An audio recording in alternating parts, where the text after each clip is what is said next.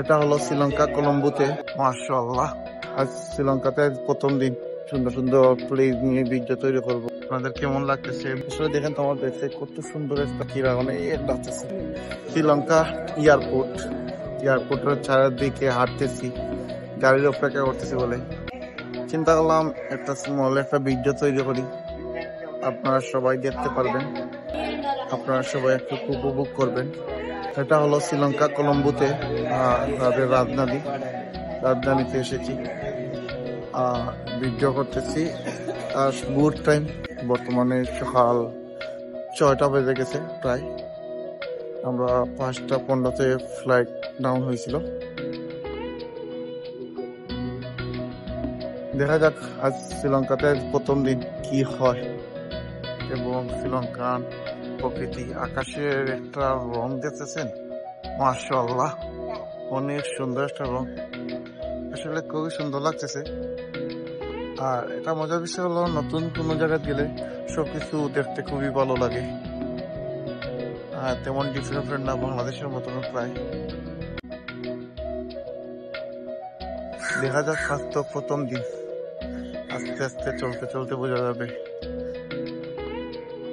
কতটুকু উন্নত, আমরা উন্নত না শ্রীলঙ্কার উন্নত। দেখা যাক। আর যতটুকু শুনছি সব মানুষ খুবই ফ্রেন্ডলি এবং সভ্য জাতি আছে তারা। দেখা যাক কতটুকু সভ্য। আপনাদেরকে এবার ব্লগ দিতেছি।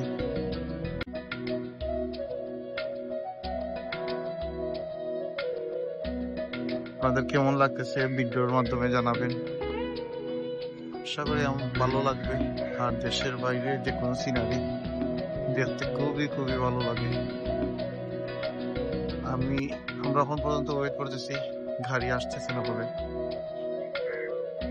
এটা হলো এয়ারপোর্টের সামন সাইড, এটা হলো মেন কাউন্টার। এটা নতুন ট্রানজিট করছে, এখনো পুরাতনের কাজ শুরু হয়নি। দেখা যাক কি হয়। কাছে ভিডিও কেমন লাগলো না লাগলো জানাবেন, জানালে উৎসাহ বাড়বে, না জানালে তো উৎসাহ বাড়বে না। শ্রীলঙ্কাতে আসছি ট্যুরেতে, সুন্দর সুন্দর প্লেস নিয়ে ভিডিও তৈরি করব। বর্তমানে এয়ারপোর্টে ভিডিওটা তৈরি করার কারণ হলো কি, এয়ারপোর্টে অনেক সময় থেকে ওয়েট করতেছি গাড়ির। আমরা যে গাড়িটা বুক করছিলাম, গাড়ির ড্রাইভারের জন্য ওয়েট করতেছি। সে আসার সঙ্গে সঙ্গে আমরা চলে যাবো সেটাই। তাই সময় আসছে বলে ভিডিও তৈরি করতেছি। আসলে দেখেন তো, আমার দেখতে কত সুন্দর একটা ভালো লাগছে, চারিদিকে খুবই সুন্দর। আর সকাল টাইম পাখিরা অনেক ডাকতেছে, আর মেঘলা আকাশ। ওকে, ভালো থাকেন, ভালো কিছু করেন। আল্লাহ হাফিজ, আবার দেখা হবে নতুন ভিডিওতে।